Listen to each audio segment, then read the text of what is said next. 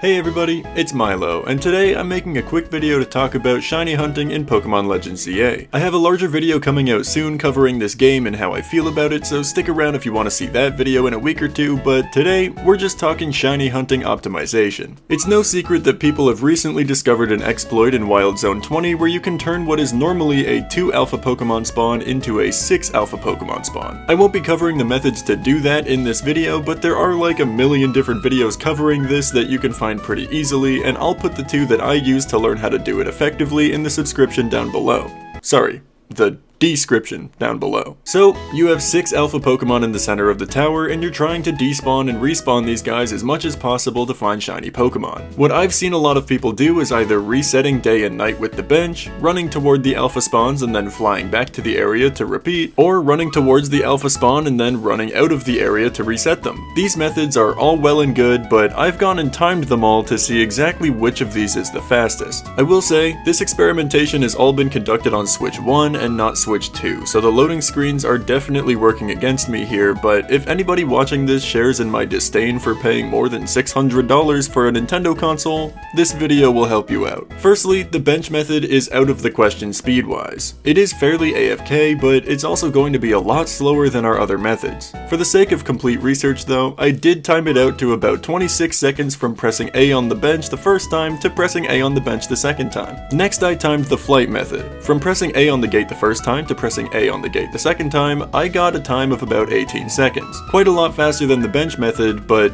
we can do better. Now we move on to the method I've been doing the most often, which is running in and running out again. From our first A press on the gate to our next A press on the gate, I managed a time of about 15.5 seconds, which is really good. My only problem here is that there's no clear visual indicator for when to turn around other than when you see the far alpha spawning in. So I usually turn around here at this bush and it seems to work out. But then I took it one final optimization further. My final and fastest method for shiny hunting 6 alpha Pokemon takes place on the other side of the Wild Zone. From the west gate, we can run in, turn around right at the grass near this tree, the far alphas will spawn in as we run away, then we exit the gate and turn around in the middle section of this road. With this method, I got a time of about 13.5 seconds. This method has clear indicators for where to turn back, and it makes shiny hunting this spot just a little bit quicker, which is always preferable. I've tested this grass indicator quite a lot, and it seems like just barely before you reach the grass the far alphas will start to spawn in, but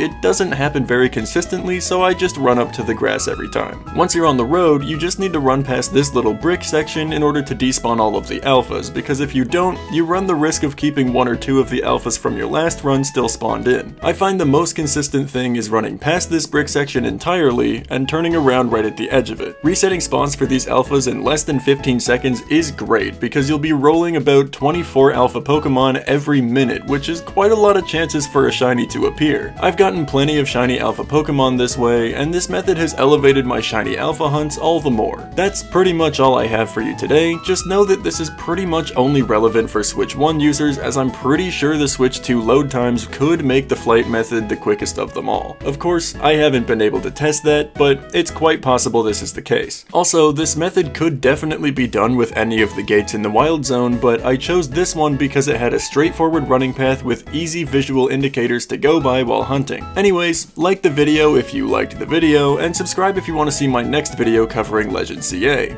As for now, my name's Myloe, and I'm out.